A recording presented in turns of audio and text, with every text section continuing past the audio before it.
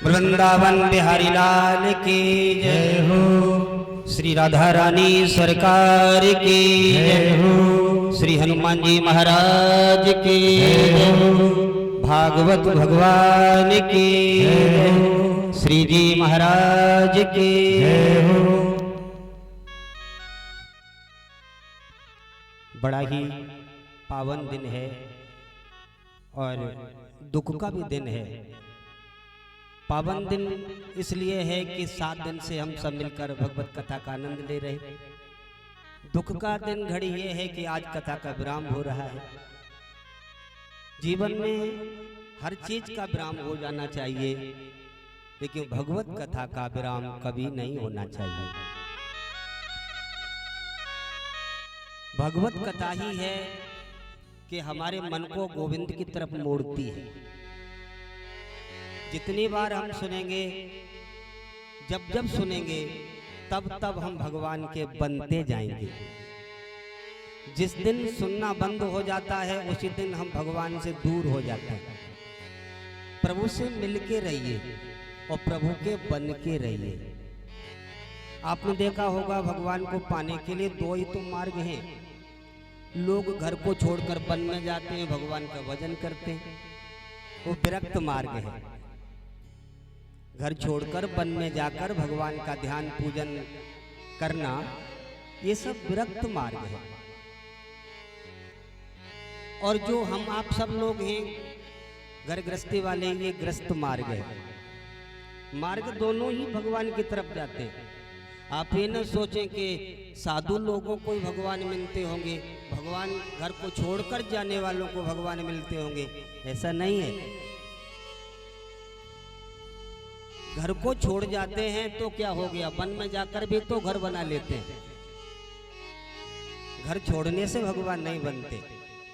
आपने देखा होगा तो कुछ लोग सबको त्याग देते हैं, सबको छोड़ देते हैं और वन में जाकर पहुंच जाते हैं भगवान को पाने के लिए, और कुछ लोग छोड़ नहीं पाते। तो क्या वो भगवान को नहीं मिलते? उनको मिलते।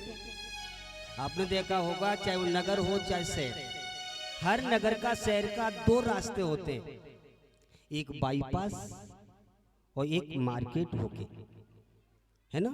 हर शहर में 2 मार्ग। अगर कोई हाईवे पर जाना चाहता है, बड़े सड़क पर जाना चाहता है, किसी को गुना जाना है, तो आप अंदर जाएंगे प्राइवेट मार्ग होकर के, रुठियाई के अंदर भी जा सकते हो, बाईपास होकर भी जा सकते हैं। मार्ग 2 होते हैं। इसी तरह गोविंद को पाने के मार्ग 2 हैं, एक प्राइवेट महाराज मार्केट मार्ग और एक बाईपास मार्ग। बाईपास मार्ग है संतों का, विरक्तों का, जो घर छोड़ करके जाते हैं, त्याग करके जाते हैं। उन्हें घर गृहस्थी शहर अच्छा नहीं लगता, तो वो सबको छोड़कर बाईपास जाते हैं। भाई हमको किसी से लेना देना नहीं है, हमारी गाड़ी तो बाईपास होके जाएगी। और कुछ लोग बाईपास न जाकर के मार्केट में होके जाते हैं, लेकिन पहुंचते दोनों ही हाईवे पर हैं, पहुंचते दोनों ही भगवान के शहर में है। मार्ग 2 है। अब आपने देखा होगा कि जो बाईपास पर लोग जाते हैं वो थोड़ा सा जल्दी पहुंच जाते हैं, क्योंकि उन्हें ट्रैफिक नहीं मिलता। कोई ट्रैफिक नहीं है, कोई भीड़ भाड़ नहीं है, तो गाड़ी दन चली जाती है और जल्दी से और लक्ष्य तक पहुंच जाते हैं, क्योंकि उस पर कोई ट्रैफिक नहीं है, कोई भीड़ भाड़ नहीं है। और जो मार्केट होके जाते हैं, लगता तो समय है लेकिन पहुंच वो भी जाते हैं, उस जगह पर पहुंच वो भी जाते हैं, चाहे मार्केट में होके जाएं। देरी तो लगती है, पर एक बात ध्यान रखें, देरी लगी है मार्केट में जाने में, पहुंचने में उस समय पर आनंद भी तो आप लिए हो, सारे मन के सारे सुख लिए हो। जो भी आया ठेल पर, खाने वाली चीज तुरंत लो, तुरंत खाओ। बढ़िया चीज दिखे वही लो, वही खाओ। जो पहनना वो पहनो, जो भी मिल जाए उसे राधे राधे करो, मिलते जाओ। रूप का भी आनंद लेते जाओ, नाम का भी आनंद लेते जाओ, और मार्केट में होकर के तुम हाईवे पर पहुंच जाओ। और बेचारे जो विरक्त होते हैं, जो सबको छोड़कर भगवान से मिलने जाते हैं बाईपास रोड पर, पहुंच तो जल्दी जाते हैं लेकिन उनके हाड़ पसली सब सूख जाती है। क्यों? क्योंकि कुछ खाने पीने को ही नहीं मिलता। बाईपास पर देखा होगा ज्यादा से ज्यादा गाड़ी की पंचर की दुकान मिल जाती है, खाने पीने का ना मिलता, कुछ नहीं मिलता, ना देखने को मिलता है ना खाने को मिलता है। तो पहुंच तो जल्दी जाते हैं जो संसार को छोड़कर भगवान की ओर बढ़ते हैं, बाईपास होके जाते हैं, जल्दी पहुंच जाते हैं, पर उनका जीवन शुष्क रहता है, हरियाली नहीं रहती। और जो ग्रस्त मार्ग से चल रहे हैं, मार्केट में होके चल रहे हैं, वो सभी परिजनों से मिलते जा रहे हैं, प्रेमियों से मिल रहे हैं, और जब इच्छा करती है तभी गोविंद को भोग लगाते हैं, चाहे रबड़ी खाओ चाहे रसगुल्ला खाओ, चकाचक खाते पीते भी जाते हैं, है ना। उन्हीं को भोग लगाओ, खुद ही खाओ। तो ये मार्ग ग्रस्तों का है। इसके लिए थोड़ा सा आपको कनेक्शन जोड़ना पड़ेगा। वो लोग कनेक्शन तोड़ के जा रहे हैं घर को, अपने पुत्र पुत्री पत्नी भाई परिवार सबको छोड़ के जा रहे हैं, वो कनेक्शन खत्म करके जा रहे हैं, तुम कनेक्शन जोड़ने लग जाओ तो प्रभु प्राप्त हो जाएंगे। एक बार हमारे दिल्ली के अंदर एक बहुत बड़ा संत समागम हुआ। उस समय तुलसीदास महाराज भी थे, रहीमदास जी थे, सूरदास थे, बड़े बड़े संतों को बादशाह ने बुलाया और सत्संग के अंदर एक बात रखी। बोले महाराज ये बताइए, हर व्यक्ति भगवान को पाना चाहता है, हर चाहता है व्यक्ति के प्रभु मिले, लेकिन देखा जाता है या तो संसार को संभाल ले, या तो घर संभाले, या फिर भगवान संभाले। जो भगवान को संभालते हैं उन पर घर नहीं संभलता, और जिन पर घर संभालते हैं उनसे भगवान नहीं संभलता। भाई दोनों में से एक चीज ही प्राप्त हो पाएगी, दोनों कैसे मिल जाएंगे? और ये लोग दोनों पर पैर रख रहे हैं, इधर भगवान को भी पकड़ रहे हैं, उधर संसार को भी छोड़ना नहीं चाहते। तो मार्ग बताया प्रभु को पाने का। कहते हैं काम करे संसार को मिलन चहत करतार, कही रहीम कैसे बने दो तुरंग असवार।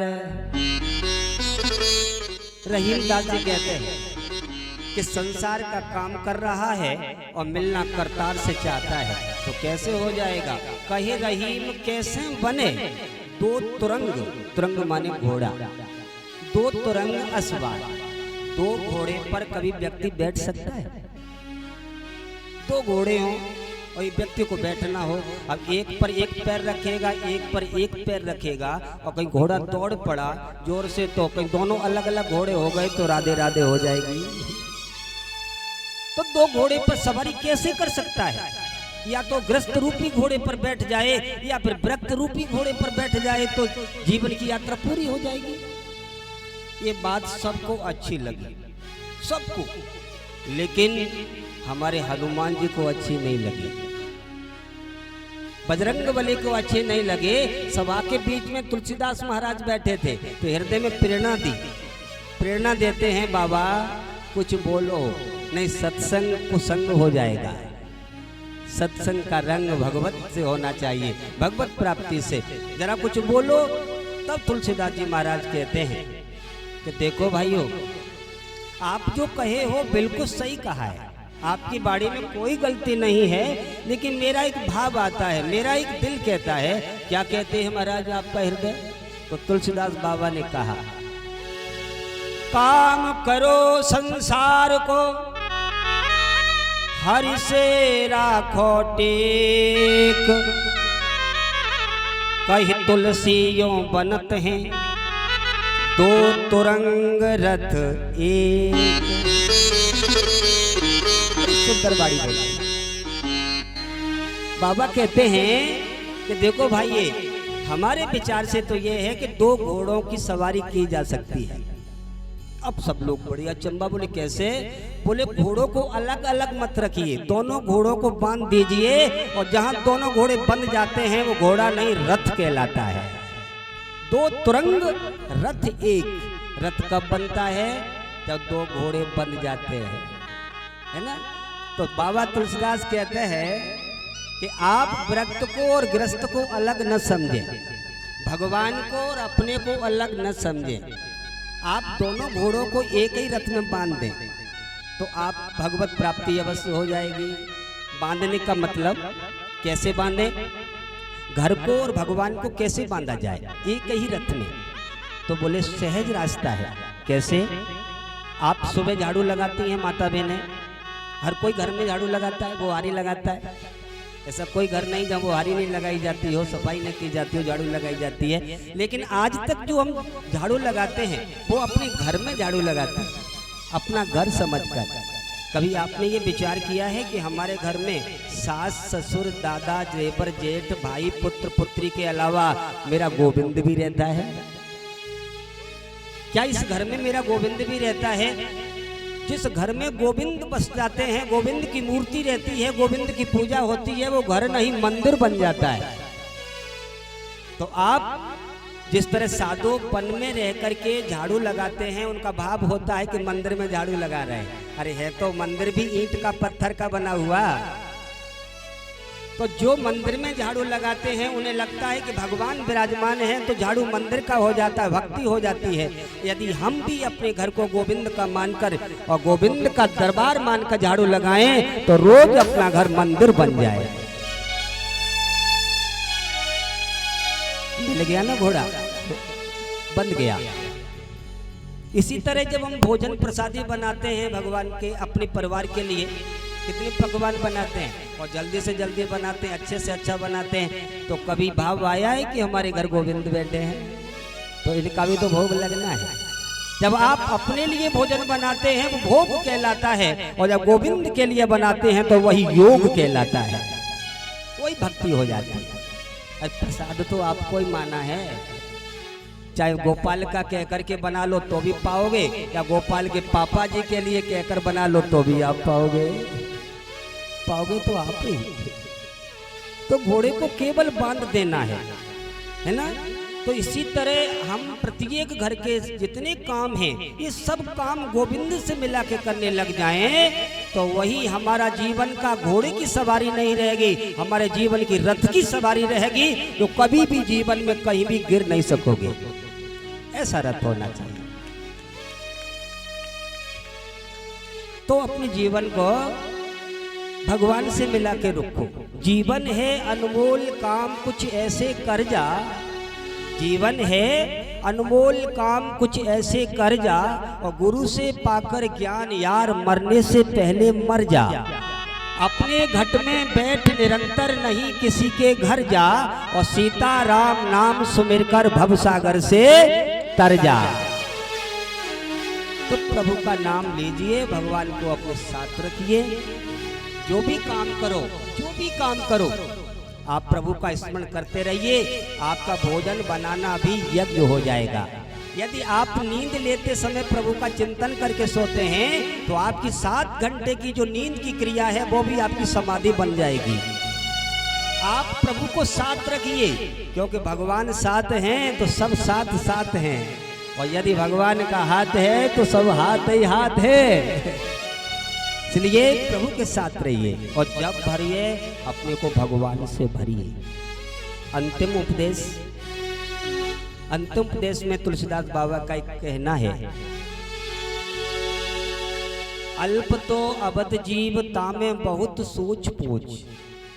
छोटी सी उम्र है व्यक्ति की, क्या क्या कर सकता है, करने को बहुत कछु कहा कीजिए, और पारुना पुराण हो को वेद हो को अंत नहीं, रास तो रसीले रस कहाँ कहाँ पीजिए।